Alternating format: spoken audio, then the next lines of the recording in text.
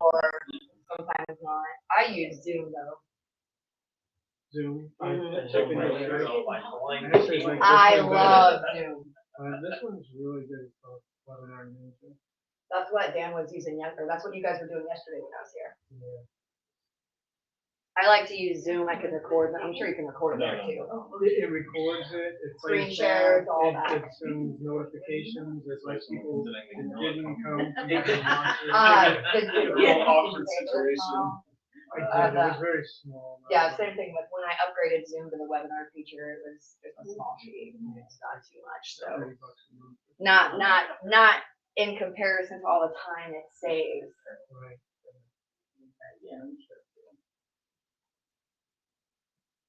Are any of you guys in the Grow Squad then right now? Anybody know that? Yeah. No, I looked at it yesterday. I did. What? I'm like a premium member of the Girl Squad. I know, right? Okay.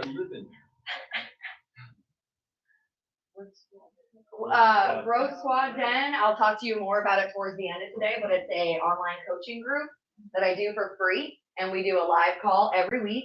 Last night we did one on time management, and you could go back, you can watch the live sessions. There's a lot of video tips we drop in there. So our first one was on goal setting, and then last night we did time management. Next week we're doing finding fluidity, which there is no balance in life. It's always about how do we create the fluidity between our personal and professional goals. It's a lot of fun, and it's a free group. I'll give you guys that information towards the end here. One of the things I did to get a little uncomfortable.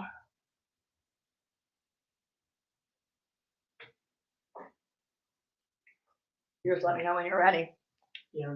Give them 1 minute. Do I get like an awesome bio, Dan, or? Intro. Yeah. I'm like, do I get an awesome intro? I think I sent you my bio, maybe. We usually have to wait until 10 for people. Good. But Kelly's already here. Oh. She's actually usually. No, I get here early. She does. She does. All right. We can start. Okay. Yeah, it's kind of small. But that's all right. All right, everybody. So welcome to class and welcome to our first webinar in a live classroom setting. So one of the things we talked about over the last couple of months after getting a lot of requests from you guys is, can't you have those classes online? Yeah, we can. And so we're going to start that process today. We will see how it goes. We think it's going to go very well. So what better way to kick it off than with somebody who likes to be on the camera and who's on the camera every week, and that is Karen Dove from Dove Dream Developer. Now, Karen and I have known each other for a lot of years. Some of you in this class may know her. Some of you also may see her weekly show called Lookout Local, which airs on Facebook once per week, and that's Wednesdays. Today, yep. Today, so it's going to air today. So Karen does a lot of things, but her main focus, and she'll tell you more about this, is in personal development for your business, in coaching, and getting you to get the most out of yourself so you can get the most out of your business. So today she's going to share with us some ideas and some strategies about how to get better, not specifically just in real estate, but in business and in life. So with that, I will turn it over to Karen and let you do your bio. Yeah. So, yeah, like Dan said, my name is Karen. I am the founder of Dove Dream Developer, which is a business development and marketing firm. I am freshly about 1.5 years into that, but I've been doing coaching and business development for over a decade, okay?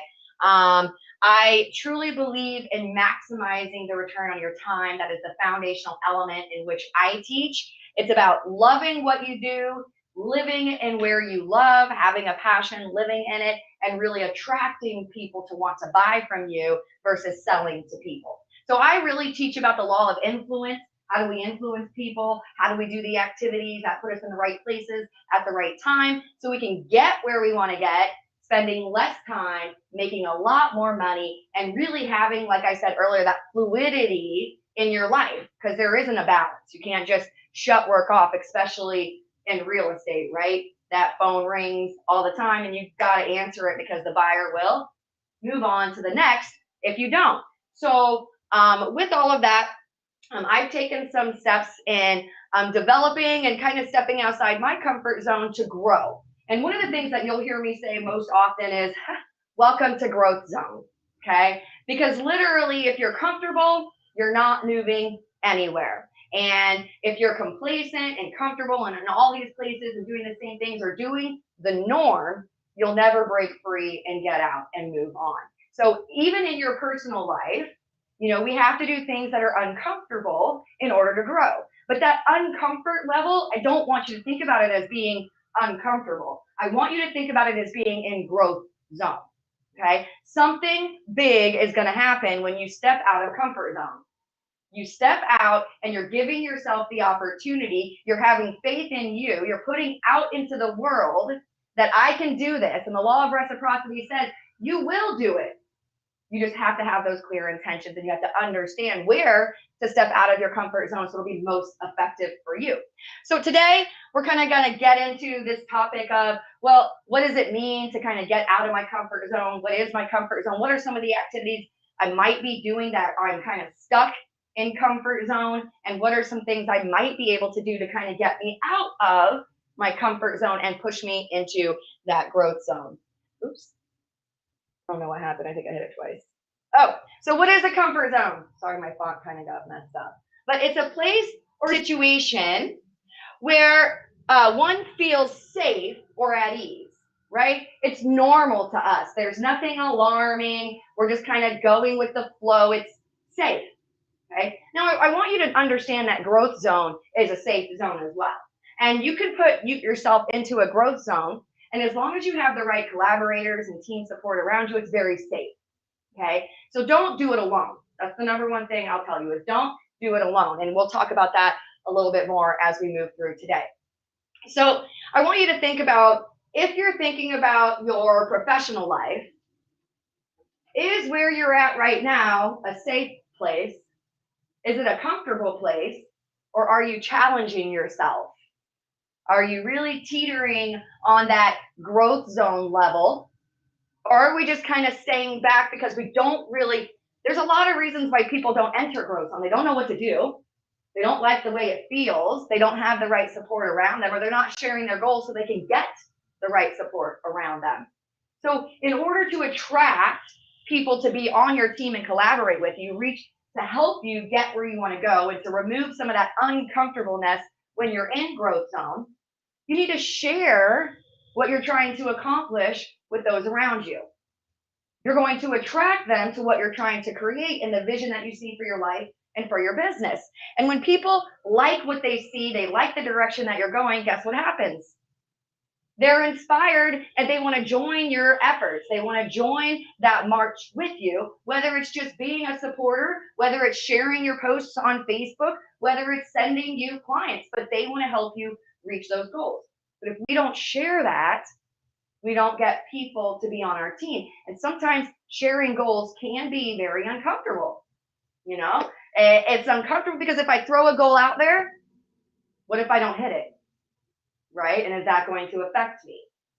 All right. What if I throw a goal out there and I didn't really create the strategy to do it, and now it's just a wish list? Okay. So you really need to get people on your team. So like I said, what's really comfortable to you in what you're doing right now? This is interactive.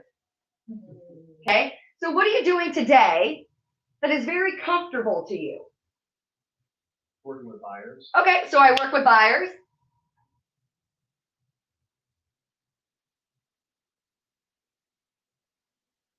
Working with sellers. Well, what's comfortable? Is throwing open houses. Is that comfortable to you? It's normal, right? Well, okay, some of you don't like it. It's not fun.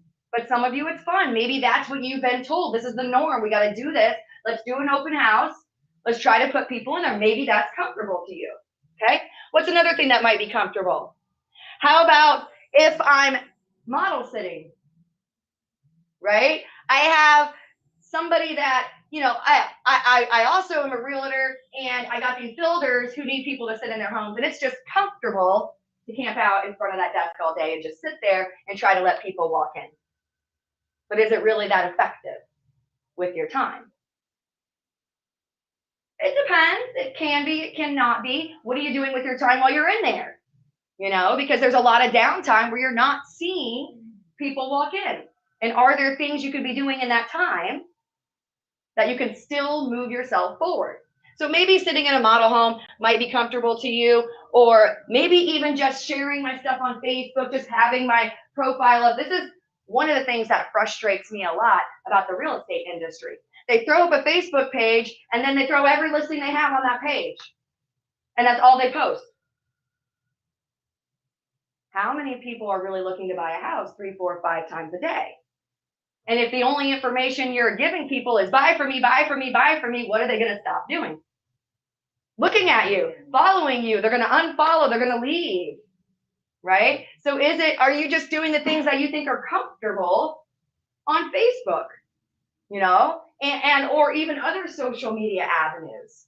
What are those things that you're doing today? Now, I want some interaction. I've given you guys time and some warm-ups here. What are some things that you're doing today that are just comfortable for you? Maybe you've even been doing them a long time. Dropping a listing on Facebook. Okay, so yeah, doing that listing thing on Facebook, it's comfortable.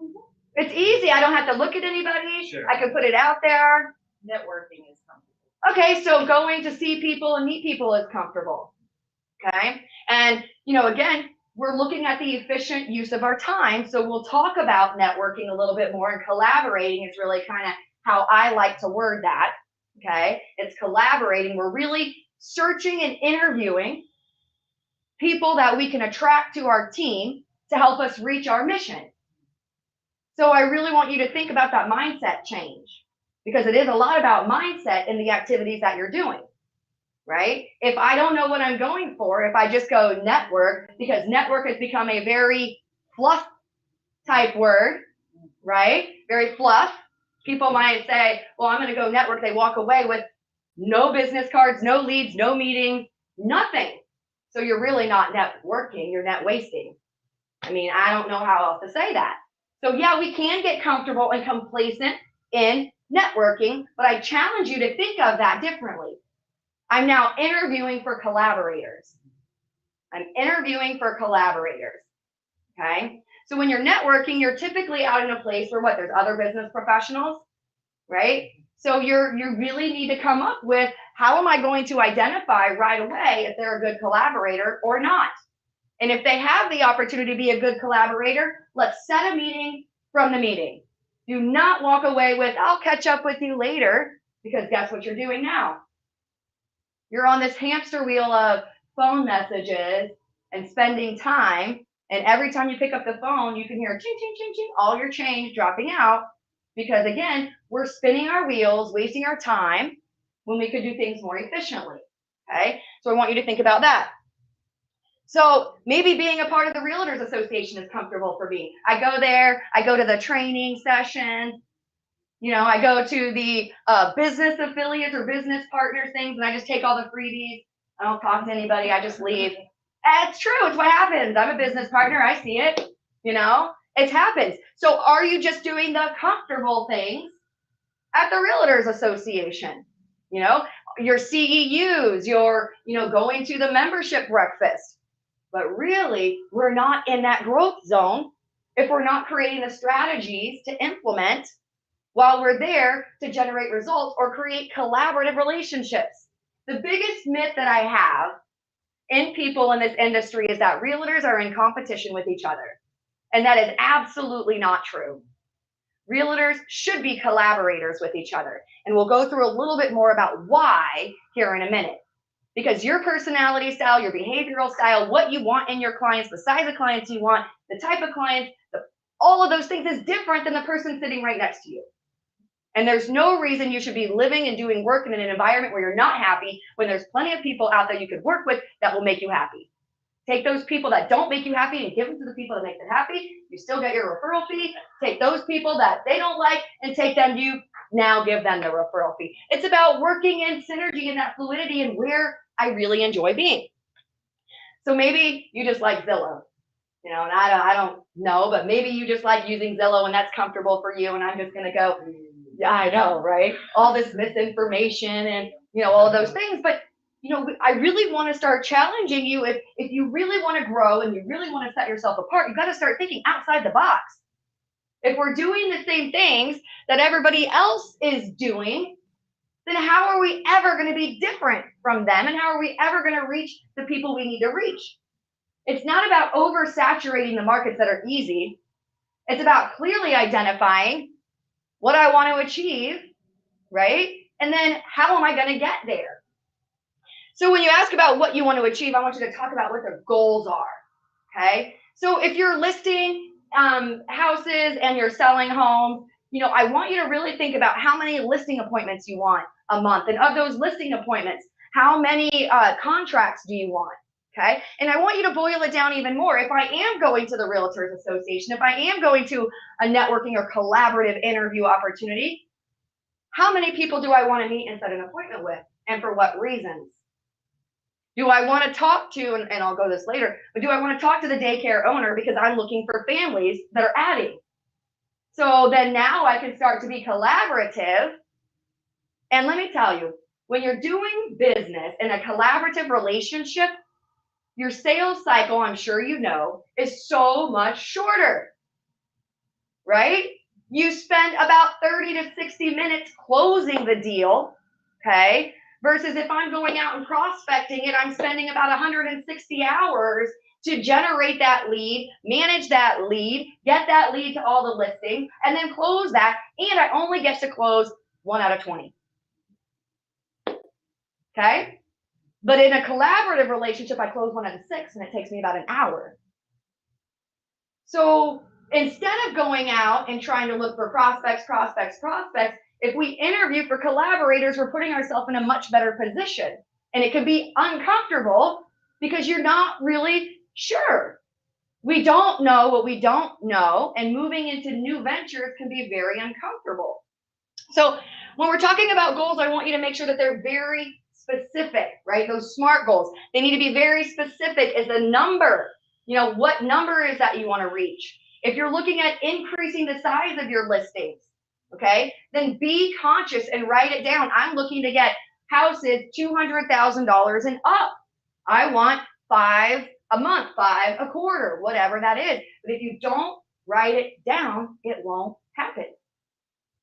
3% of people in the world in a Harvard study back in 1979, it was a 10-year study, okay? 13% of the population of the study that they did actually had goals, okay? So we said, yes, I have goals.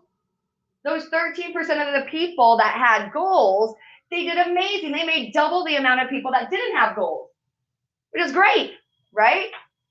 But there's 3% of that population that actually wrote their goals down and had a plan. And that 3% of the population made 10 times more than the rest of the population put together. There's key into making sure that you write your goals down, okay? I want you to make sure that they're measurable. What's the number? What's the time frame? Okay? Because if I put a goal out there and I say I want 5 listings, well, I don't know when that is, right? You need to know when it is, because again, when you share with people what you're trying to achieve, guess what happens? They help you achieve those goals, okay? So I want you to also make sure that they're attainable. Don't put something out there like, I want a $4 million listing in Hernando County. I don't know that'll happen, okay? So make sure that they are attainable. You need to make sure that you can reach them. If you're at 0, and 100 is not feasible, then don't plan to be there. Take your steps. If you have a long-term goal of being at a certain amount, then break it into smaller goals so that you can reach that long-term goal. But it's about the steps and the strategies it's going to take you to get there. You need to make sure that they are relevant to what you're trying to accomplish in your own life, okay? Because I don't want to set goals for myself that are going to throw me off kilter and that aren't symbiotic with who I am and what I'm trying to achieve or what I want for my life. And finally, again, you want to make sure that they're time-based.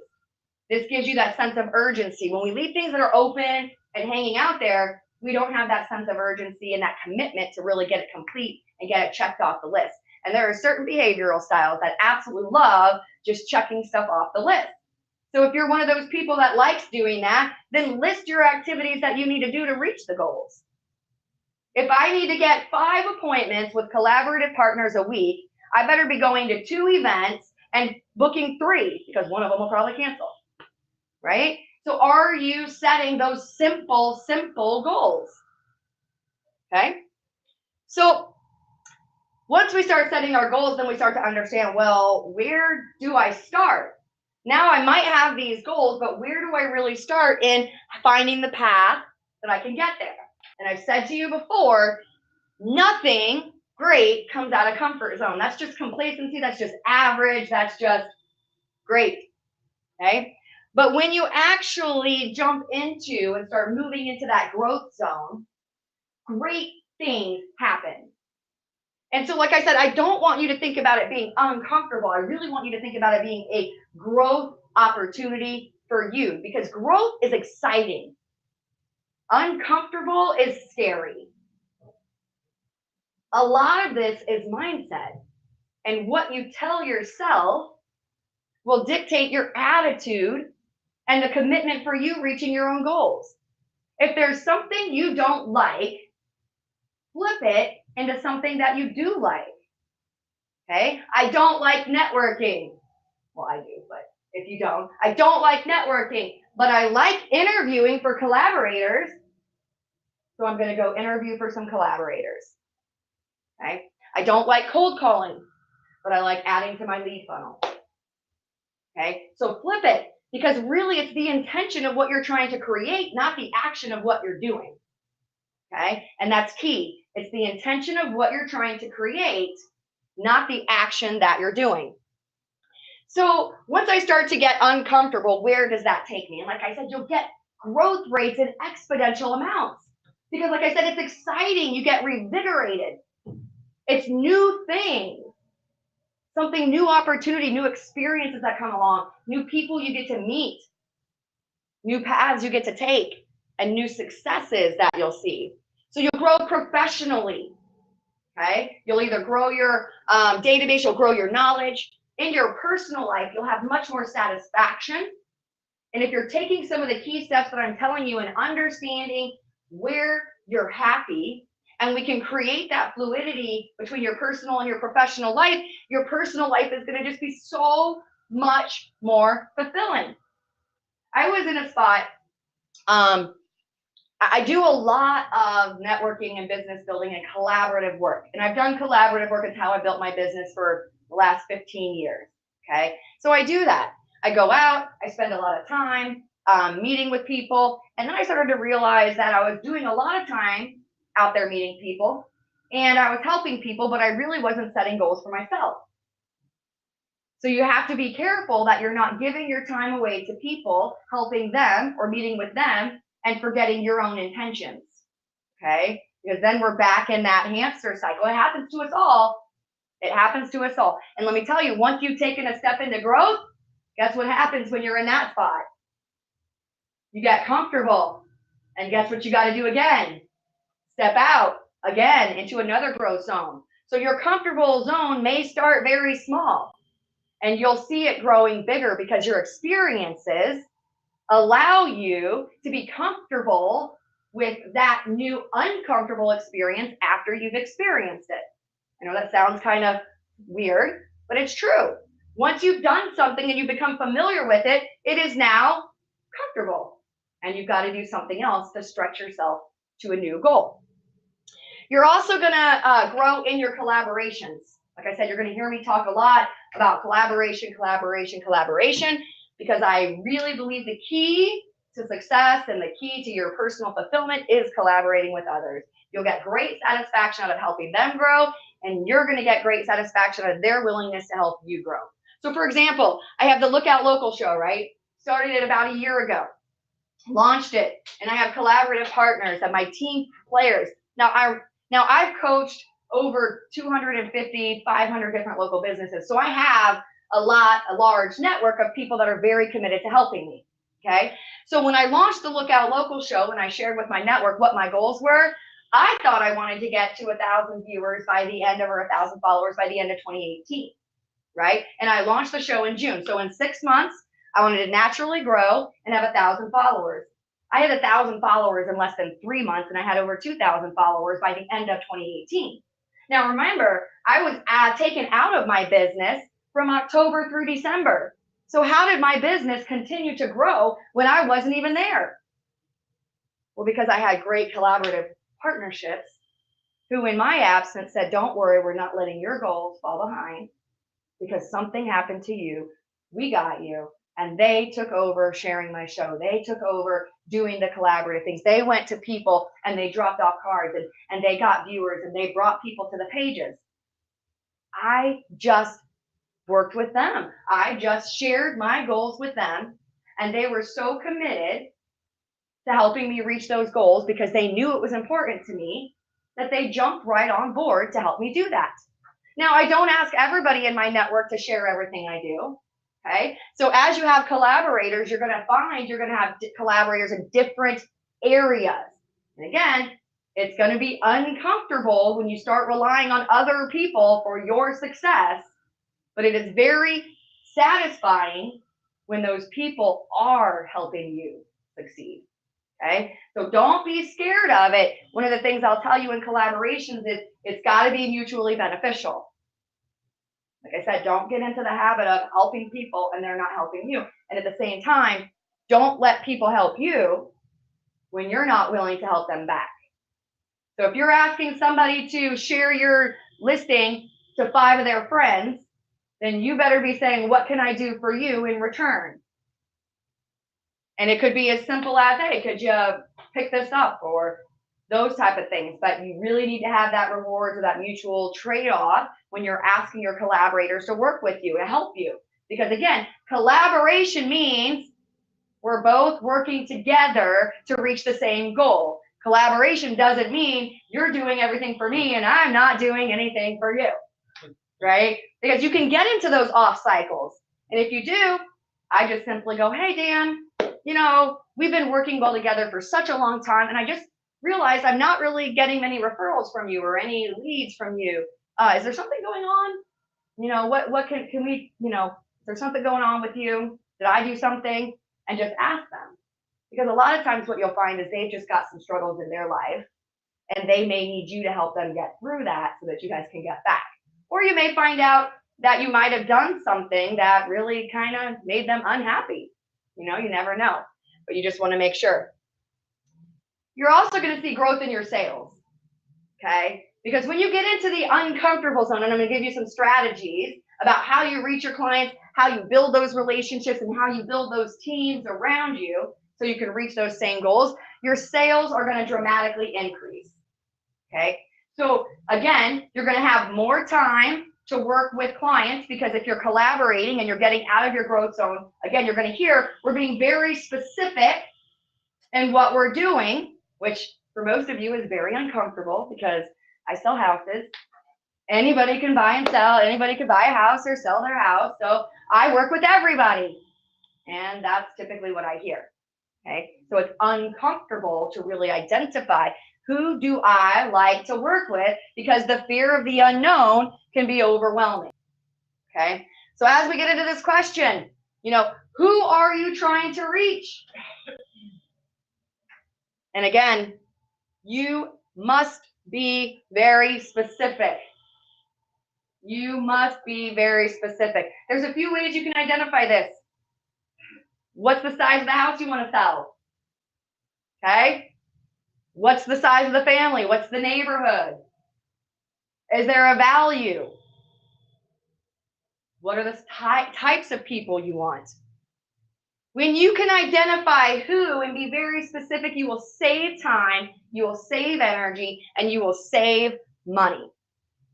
It's going to create clarity for you in knowing exactly where you need to be, saying exactly what you need to say, and collaborating with exactly the right people to get you those transactions that you need. And again, this is very uncomfortable for people in this industry to say, well, I like working with seniors, or I like working with first-time home buyers, or I like working with, you know, the empty nesters. It's very difficult. So if that's not it, then maybe you're looking at the size of the home or the transaction. But again, it's going to vary down to who. Who is buying those homes? If you say, I want to list $250,000 homes, you better sit back and go, well, who's buying them? So that may be your starting point. Okay. And I want you to think about too, who do you click with? Who are you naturally synergistic with? Who are those transactions that just bust through for you, that satisfy your soul? And then think about those people that you don't like working with and make sure you mark them off your list. Say, and then you go find, oh, Dan, you like those cranky old ones? I'm going to send them all to you. Right? Because maybe he's got the patience to deal with them where I don't. And rather than jeopardize their experience, because your job is not about you. Your job is about the experience that you're giving your clients. And if you can't provide them the best experience, you better find somebody else to refer them to, because that bad experience will ruin your reputation and will take you backwards. Do not be afraid to work with other realtors and give them the clients that they like. You make a commission fee, you get a referral fee off of it, and you don't have to deal with any other drama that you don't like to deal with those other people. So once we start to identify who I want to work with or what those types of people that are working or buying those homes are, then I say, well, how am I going to reach them? When you move out of your comfort zone, great things happen. You can only grow if you're willing to feel awkward and uncomfortable when you try something new. We can't grow if we're used to doing the same things. We have to feel awkward and uncomfortable. And like I said, that means you're in the right place. You're in that growth zone. And that's where you need to be. Life actually begins at the end of your comfort zone. Could you imagine living the rest of your life just being complacent? What would that be like for you? Absolutely. Living in this comfort zone, that means we would do no more thrills. We wouldn't get to experience new things. We wouldn't have new learning opportunities. Growth zone brings learning opportunities. And let me tell you, growth zone brings impact to others. And if you really get satisfaction of helping others, let yourself grow. And you'll impact others in a way that you've never seen before. So if I've identified, let's say the person that I identified as a family, okay? So then I'm going to say, well, where are they hanging out? Where is this family going to be hanging out? If the type houses I want in the area I want, the people that are buying those are this. They're the family. So I say, where are they hanging out? Maybe they're hanging out at the sports field, okay? Because maybe their kids are in sports, so they're there. So guess where I'm going to be? At the field. Guess where I could put a sign up now? At the field. And is that going to take any extra, of your time? Maybe a little bit, but guess what you're doing now? I'm in the right place to attract the right client. Now remember, we're all in sales, and it's very comfortable, or sometimes it's uncomfortable to be selling. I think the thing that I hear the most is, I don't like selling. I don't like selling. I don't like selling. And I say, great, because I don't like selling either. And I don't sell to people. I let people buy from me. And it's about the law of influence. It's about the way that you speak things and the intention that you have. It's never about what you're providing. It's always about what you're creating. It's never about the solution. It's always about the benefit. And if I can share a story with you that's going to inspire you and make you want part of that, I've done my job. So what stories can you share? What benefits can you share with your prospects that'll make them want to buy from you? I'll tell you this too. Stories sell and facts tell. Stories sell and facts tell. The more stories you can tell, giving the examples of the outcome you want to create, the more people are inspired to work with you. They don't want to know what you're going to do. They just want to know what you're going to create for them and what you've created for other people. And if you don't like selling, the number one thing that you're going to have to do is go out of here and say, what do I do for my clients? And if you don't know, go ask them. During our experience, how was that for you? What made it different than somebody else you worked with? You're going to have to do some research, get uncomfortable and asking those questions. It's never easy, but once you find out, guess what you can start doing? Telling stories and letting people buy from you. And it's a beautiful thing when I'm not banging my head on a door, talking to people that have no interest in wanting to work with me, spending my energy, spending my time, spending my money marketing to the wrong people. Because I don't have all the time in the world, and I don't want to spend all the time in the world in business. I want that fluidity, and I want to have my time, me time, my development time, my volunteer time. Maybe they're at the daycare centers, right? If they've got kids and they're before and after school care, or maybe their kids aren't even old enough to be in daycares, guess where they might be? Guess where you should be? If that's your target audience or young families, are you hanging out by daycares? Are you volunteering to pass out information to daycares for associations you might be partnered with? Have you dropped off your card to daycares or talked to the daycare owner or the teachers to find out if you can create some collaboration? Not about being everywhere. It's about being at the right places, at the right times, giving the right information to the right people who are asking to buy from you. We don't have all the time, money, and energy in the world. A little bit of clarity. And again, it's going to take getting uncomfortable and chiseling it down to, here's who I want to work with. Now, I'll tell you, just because you pick a certain kind of people to work with, okay? If I say I like working with families that have kids who are about 4 or 5 years old, they are doing sports, and somebody comes to me and goes, well, you know, I know a family, but their kids are 17 or 18. Is that okay? Yes, right? The idea when you're creating a specific market is that you can communicate that message to others, and it's very simple, and they can remember to refer it back to you, but it gives you clarity in where you need to be. It helps you simplify your message to create triggers in the minds of the people around you. So maybe they're buying a new car. Maybe they have to buy minivans or upgrade. So have you talked to the used car salesman? Have you talked to the new car salesman to find out who's trading in their cars? To find out who's buying a minivan? To find out who's going from the minivan to the sports car? Because where your clients are is where you should be. And it's not about being everywhere. It's about stepping into uncomfortableness to be in the right places at the right time. And maybe they even go to their church. So maybe they're invested in church, and maybe you can attend some of the yard sales they have at church, the bake sales, you can contribute to them. You can buy an ad in their flyer if they have a yard sale coming up. Maybe you go there and you work with them. Or if you identify people in the church to create collaborations with. If you like working with spiritual people, then start telling people that you like working with spiritual people. And guess what you're going to start working with? Spiritual people. Okay, faith-bound people. You've got to start telling people what you want, and you'll get it. So maybe you're looking for the seniors.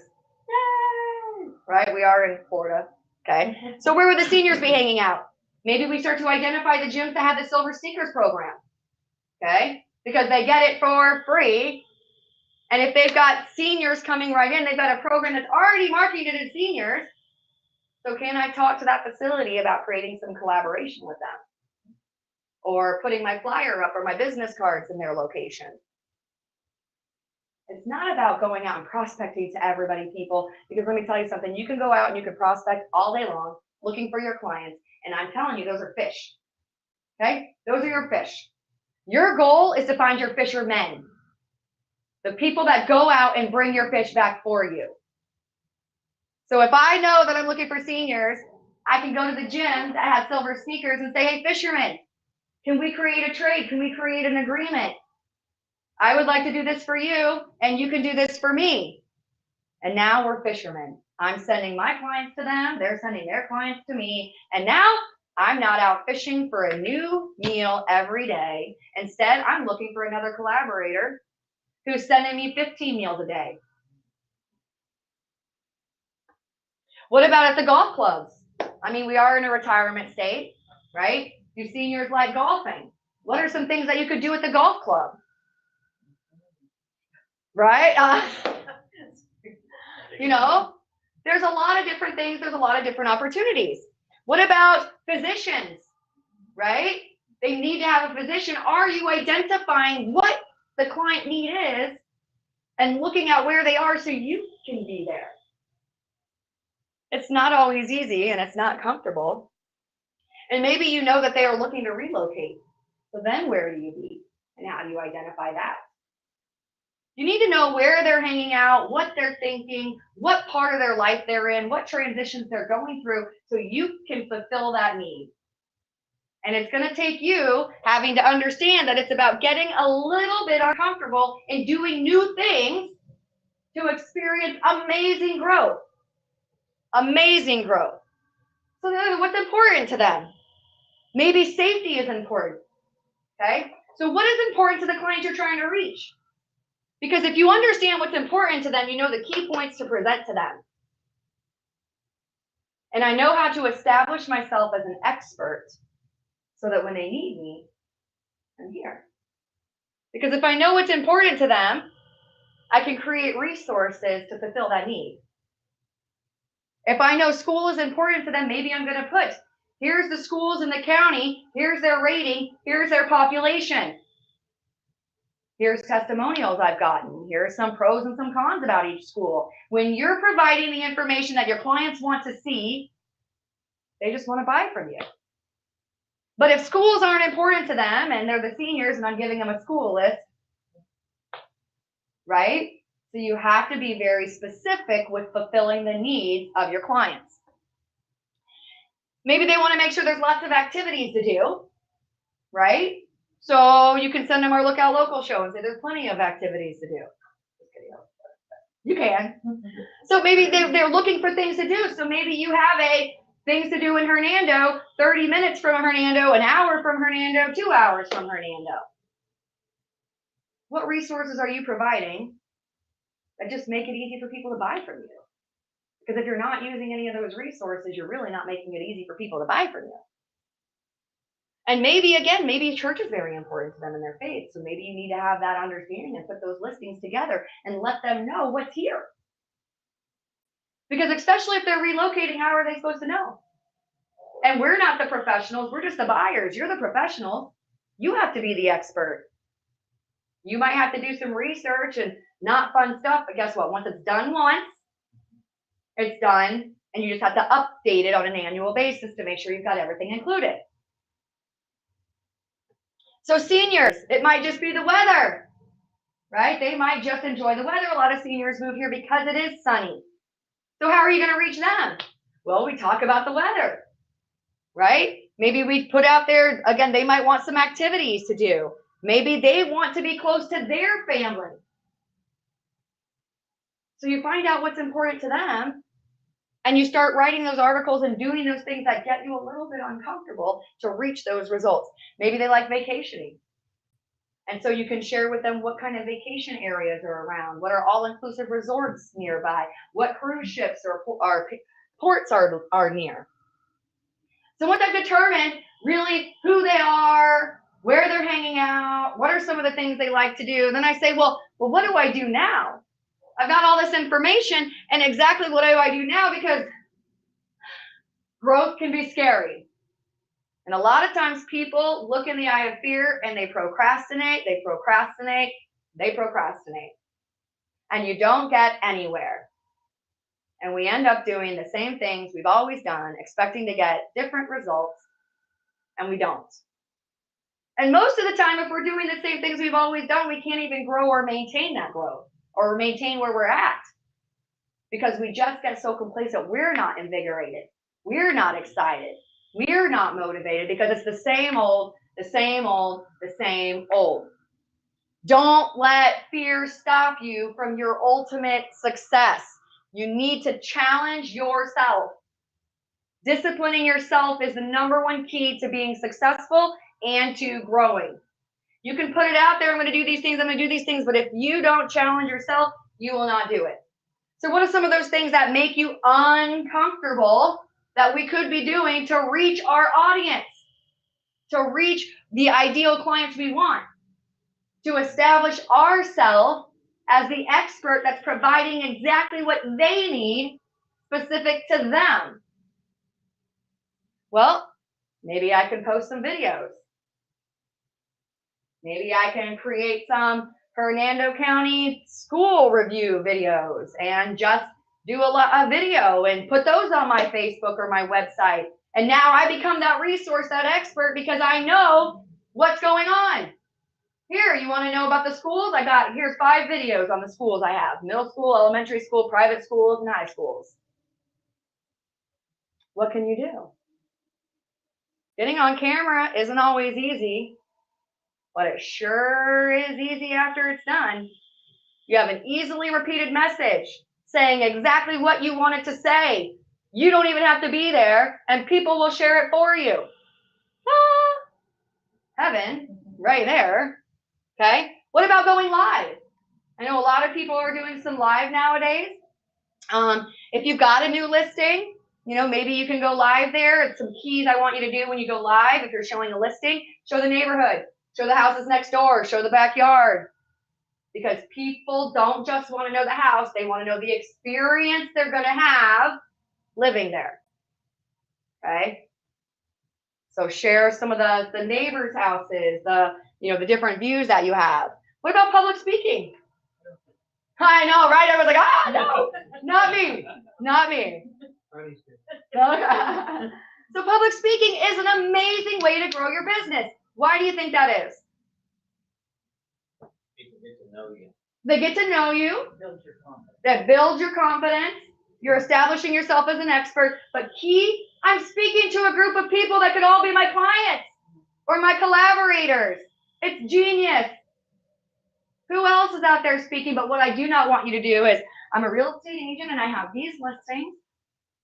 This one's over here and this one's over here, and share this with me and find me this and blah, blah, blah. No. When you're speaking, what do you speak about? What's important to your clients? Is it the top 10 things to look out for when you're buying a home?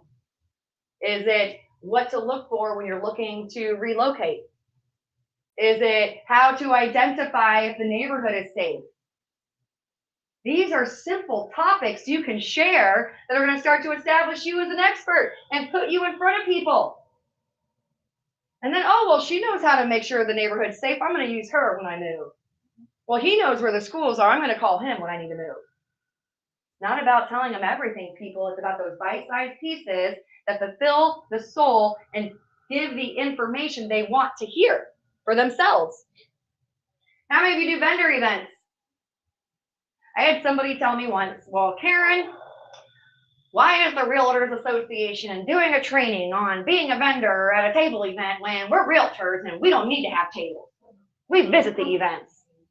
I was like, you are in sales, right? Can you get a vendor table? Where would you get a vendor table? No. You guys haven't been listening to me the whole time? Target market. Where your clients are, right? If my clients are young families, then I go to the community events where they're serving young families. The Hop and Glow, the YMCA days. I put my table up at the places my clients will be. It doesn't make sense to put it up everywhere because my clients aren't everywhere, and putting a funnel out there, spending all this time for the opportunity of 10 leads at one place that's got 700 attendees is not the place I want you to be. You can go walk around and enjoy the day, but I want you to set your table up in the places your clients will be. If it's seniors, will the gym let you put a table up for a day when they're doing a senior benefit? Can you buy a table there? What events are they hosting for the seniors? The Medicare, Medicaid, how about just going to that? Getting information, equipping yourself with the information so now you can converse and have something in common with the client you're trying to reach. Think outside the box. It's not about being everywhere and doing everything.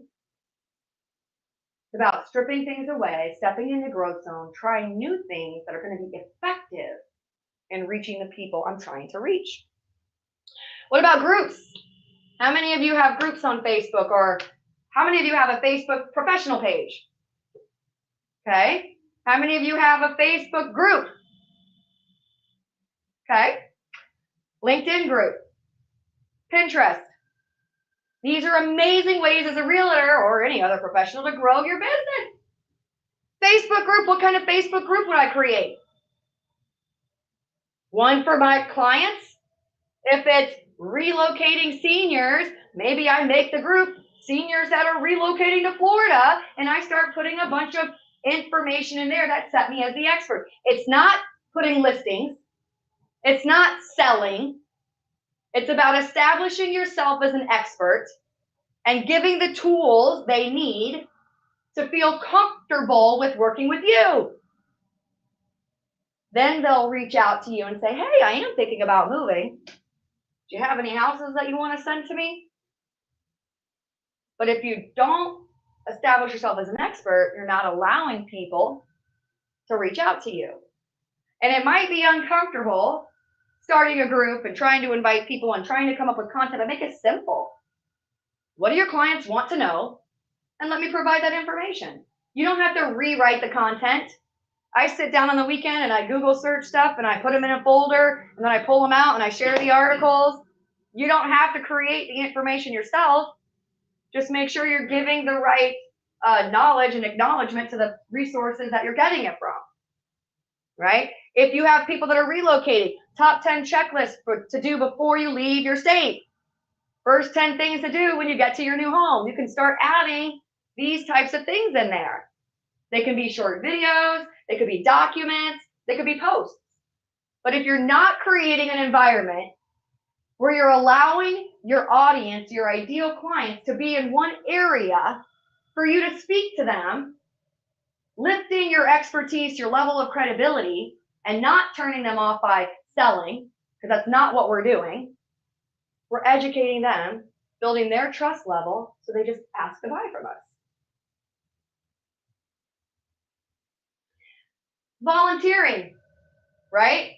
We just kind of brainstormed about where are the people at that we want to reach. Maybe there aren't any events they're doing. Maybe we can't set up a vendor table. But can we volunteer and still reach those people? And when we volunteer, we kind of come in with a little bit of a higher level of credibility anyway. So maybe we can identify some areas, events, or opportunities where we can volunteer. And maybe it is just at the gym. Or maybe it's at the daycare on the days that they're having mommy and me or daddy and me or whatever it is. Maybe graduation. There's lots of opportunities for you to volunteer, and it's kind of like a double benefit. If you're volunteering, you can reach your ideal audience and create that connection, right? And you're also building relationships with collaborators, your other volunteers, who are now getting to know you and getting to know what you like and who you like to work with. So now they're more inspired to help you reach those goals. What about developing a newsletter? Now, a lot of times there's a company newsletter or, an industry standard newsletter. But if you're really trying to be specific and reach out to certain clients and you're pulling them in based on certain information, how are you taking those leads and managing them through to turn them into loyal clients? One of the strategies that I teach people is to create your newsletter, because now you can reach out to them on a monthly basis and keep providing them relative information, fulfilling the needs and desires of what they want to know, not selling me, helping them.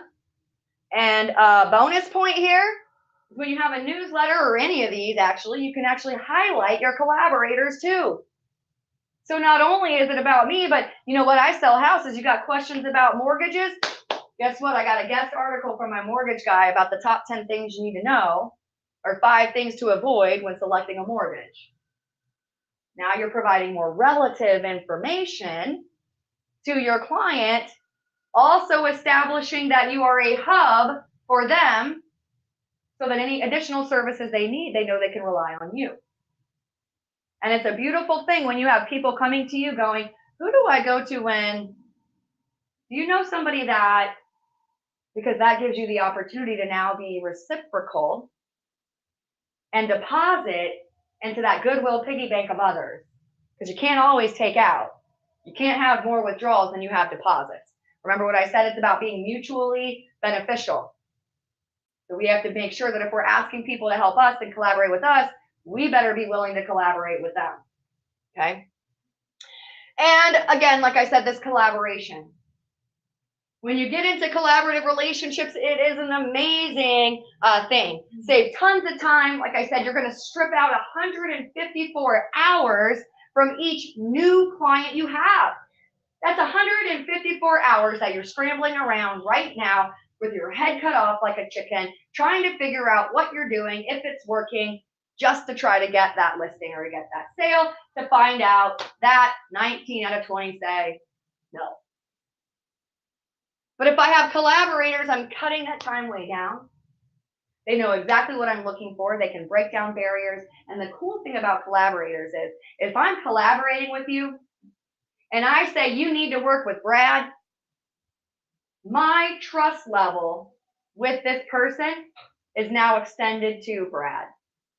Even though they don't know Brad, I have extended a piece of my credibility to him.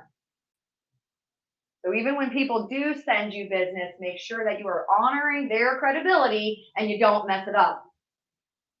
Because that's the number one way to kill a relationship, is to not respect that help and to not be upfront. And if you run into trouble, hey, Brad, I don't know what happened. They decided not to go with me. They were very upset.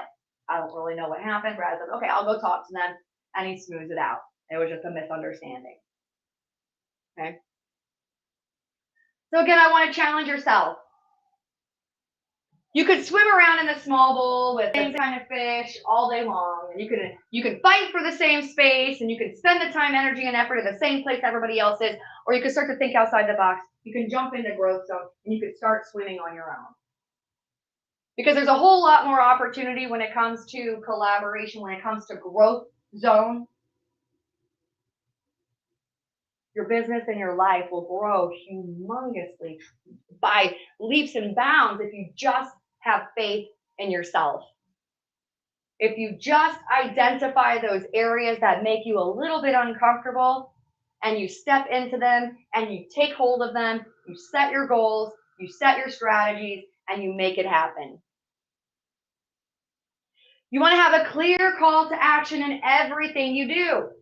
So a lot of these activities I see people doing, but they're not generating results because they don't have a call to action. So what might be some call to actions on some activities that you're doing?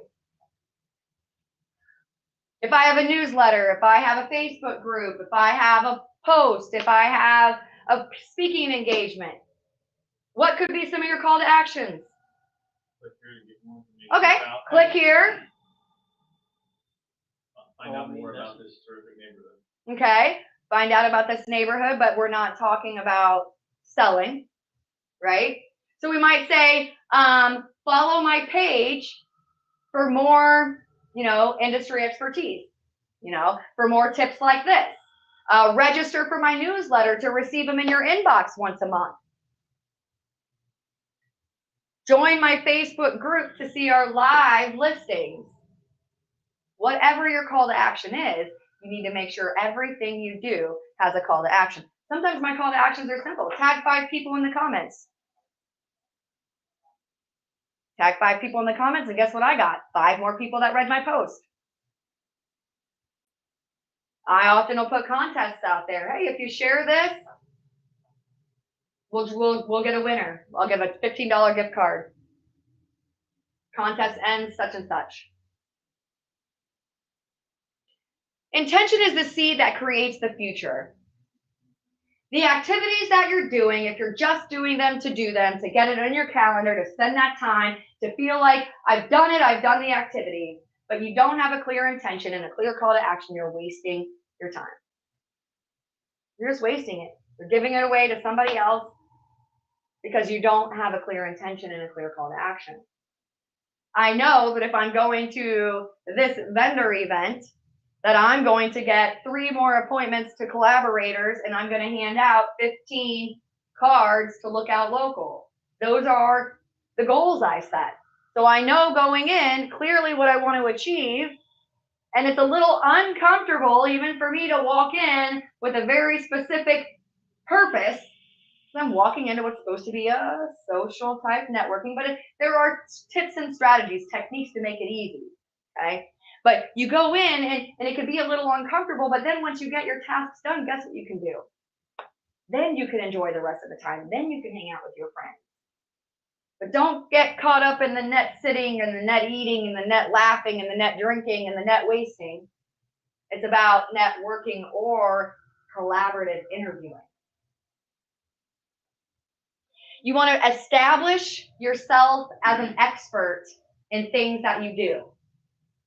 Okay? So the content that you're sharing must be relative and it must be accurate. Because if you're sharing inaccurate information, there are people who will look it up, and once you lose credibility, it's very difficult to get it back. Okay? So establish yourself as an expert. That doesn't mean you're going to talk to them about everything about this house. That means you're an expert in the area. You're an expert in the process. You're an expert in the relative industries as far as what you need to look out for, who you need to speak with. Not an expert on the house, an expert in our industry, an expert in the area, an expert in satisfying your needs. Okay? You want to make sure that you have a lead capture system. If you're putting information out and you don't have any way to gather it, if you're doing vendor events and you have no way to take information from the people that are coming, you're wasting your time again. What are some lead capture systems that you're using, if any? Sign-in sheet, open house. Okay, so I've got a sign-in sheet when I'm doing an open house. Fantastic. Vendor events, collecting business cards for a gift card. Okay, so if I'm marketing to other businesses, I'm collecting their business cards. Do a giveaway at a vendor event. Do a giveaway. They've got to submit their information in order to get into the drawing. What about a MailChimp list? Right? Go to this site for more information and it captures their email and it's a landing page, right? Have you created landing pages for different listings where now you can lead capture? Bring them in. Put them on a newsletter. Hey, I noticed that you were interested in this style home. Start sending information about what to do to prepare to get a mortgage, what to do, did you know that, blah, blah, blah. Just now your drip campaign. There we go, drip campaign. Do you have a drip campaign? Do you have I'm interested in a house? Do you have a series of 4 to 5 emails that when somebody says I'm interested or you get their information that you slowly drip out to them, and by the end of it, hopefully they bought or referred. And if you don't have a drip campaign system, you might want to create a few. Because you might have them for different reasons. You might have, here's the, first time home buyer drip campaign. You can run different strategies, but you got to do something. And it takes a little bit of time to create up front. And it's a little uncomfortable because we're just not used to it. We just don't know what to put, in it. And we already get a lot of newsletters that we don't read. But the newsletters that are relevant to what you want to read, what you want to know, guess what you do? I read them. If it's relative to me. But if it's a standard Shell, industry, Wells Fargo, whatever, I don't read them because it's the same thing everybody's sending and it doesn't matter to me. I want to read what's relative to me, and so do your prospects. So it's great to have, your company newsletter or an industry newsletter, but what are you providing to the people specifically for you? To build yourself as an expert, to manage those leads, to get those leads comfortable with you so that they trust you and they ask to buy from you. You've got to stay relative to what you're trying to accomplish. Stay relative to what you're trying to accomplish, okay? Don't go off in a tangent somewhere else about, the best 10 dress designs. That's not relative to what you have. So you can feature other people in your articles, in your videos, in your webinars, for example. Stay relative. Bring people on. Bring collaborators on because it makes you stronger. It makes you stronger. And another cool thing is when you have a collaborator and you're doing joint ventures, you're not just reaching your audience, you're reaching their audience too. So now you're sharing and expanding that up for each other. And be consistent. Be consistent. If you're starting a newsletter, if you're starting a weekly video, if you're starting a weekly tip, which you could do, weekly tip, be consistent. Don't skip any weeks. Don't be late, because your clients look at that, your prospects look at that, and it's a reflection on you. Okay? It's a reflection on you. So be consistent. Make sure you plan it. It is very, very difficult and gross on it can get frustrating, but I'm going to tell you, don't give up, because trust takes time. Your client's trusting you. It's a big transaction. It's a big investment. There's a big risk in what you're asking them to do with you. They have to feel comfortable with you. They're not in growth zone when they're making this purchase. Well, they probably are, because it's very uncomfortable, but they want to feel comfortable in your relationship. The more you're sharing with them about your industry expertise, your area expertise, the expertise that you have to the businesses that are relative to the transaction, the easier the process will flow, the more they trust you, and the easier it will flow. Find a mentor. Okay? Sometimes they call them a coach, sometimes they call them a mentor. Whatever you do, find somebody who is succeeding in the ways and the things that you want to do and follow them. You might even ask them to be your mentor. You might hire a coach, but you need to find somebody that's going to keep you motivated, keep you on track, pick you up when you're down, tell you it's okay when you're really uncomfortable, when you've fallen, to pick you back up and brush your knees off and say it's okay, because there's another way. Because you can't give up on yourself. Because if you give up on yourself, nobody else is going to be able to support you. Track your results. As you're trying these new things, remember, what's the intention that you're trying to get? Ultimately, what's your intention? To get a sale. Okay? So let's track our results. If I'm going to a vendor event, how many people did I talk to or put their cards in my thing? Within 6 weeks, how many of them did the next step, which met with me? Then in 6 weeks, how many took the next step and signed a deal or started looking? Because you need to know what your strategy was up front, what the results are in the end, so that you know how to tweak this path. Because maybe your upfront lead generation, that lead conversation is the wrong conversation, and it's not the right people you're moving through the funnel.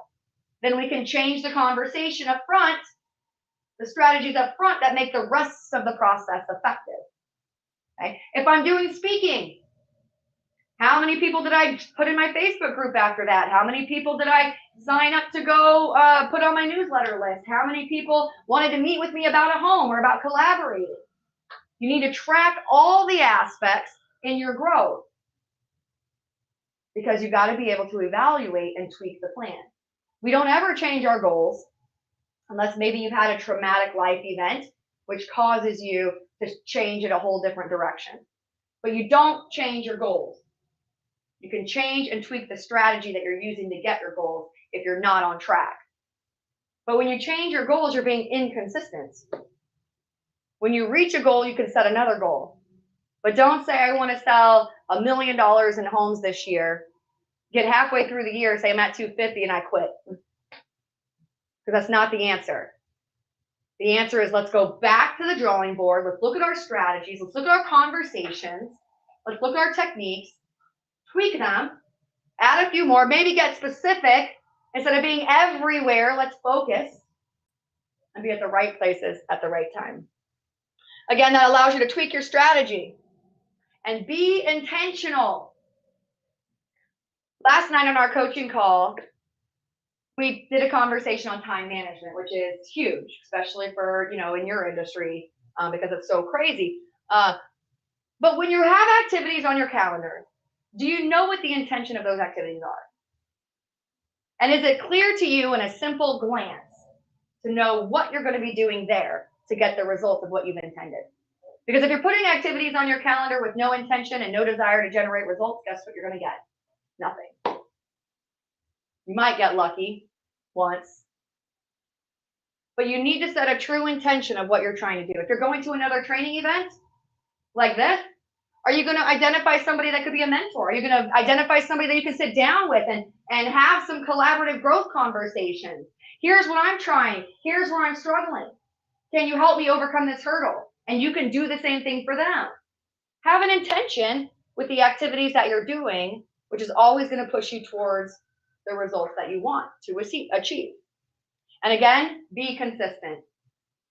Be consistent. It can be very scary. Sometimes you have to take a leap of faith, not knowing what's on the other side. But if you truly want to move mountains, if you truly want your business to succeed and excel, then I challenge you to step out of comfort zone and get into growth zone. Try new techniques, track your results, modify the plan, adjust the strategy, but stay consistent, stay relative, and start growing. So I have an offer for you as we finish up this program today. Oh, well, it kind of messed up there because of the font. But this is a free coaching call you can have. You get 30 minutes to work with me on identifying or clarifying your strategy or where you should be to reach the clients. And sometimes you might even just need help chiseling down and identifying who are the right people. Maybe you don't know how to describe them. Because if you can't tell me who you're looking for, I can't help you. People ask me all day long, can you send me a referral? I say, who are you looking for? Anybody. I can't help you. I need to know specifically what they look like, and you need to know that to share with people. Okay? So my free call, you can go schedule at calendly.com/Karen Dove/results. It kind of fell down a little bit. Results. And that'll get you 30 free minutes to jump on, and I'll help you create clarity and start making your move into growth zone. Now, you heard me talk about Growth Squad Den earlier. This is a live interactive coaching group that I have set up, and we go live through Facebook. Okay? You can find this it's on Facebook at Growth Squad Den, or you can go to my website at Dove Dream Developer and go to coaching groups, and in there you'll see Growth Squad Den. This is a free group. Interactive group. You can type in questions, obstacles, struggles, but we have tons of video tips, tons of white papers and documents for you, exclusive training opportunities just to the group members, and free live coaching on a weekly basis. Next week, we are talking about finding fluidity in your business and in your life. There are 2 live coaching calls that are up already, time management and setting goals. Great places to start. This is an opportunity for you to take control of your life. This is an opportunity for you to take control of your results. Things can be scary, but don't let fear get in the way of your success. Get out of your comfort zone. Oh, I think that's it. And into your growth zone. And that's what I have for you guys. So quiet. Any questions? Any feedback? Very good. You know what I'm talking about. Nope. As someone of the, I guess I can talk kind of like the rest of us, didn't grow up in this society. My daughter did. So she is my partner in it, but she's a whole lot better at the whole internet thing. You know what? When I was in high school, DOS was just getting started. You know,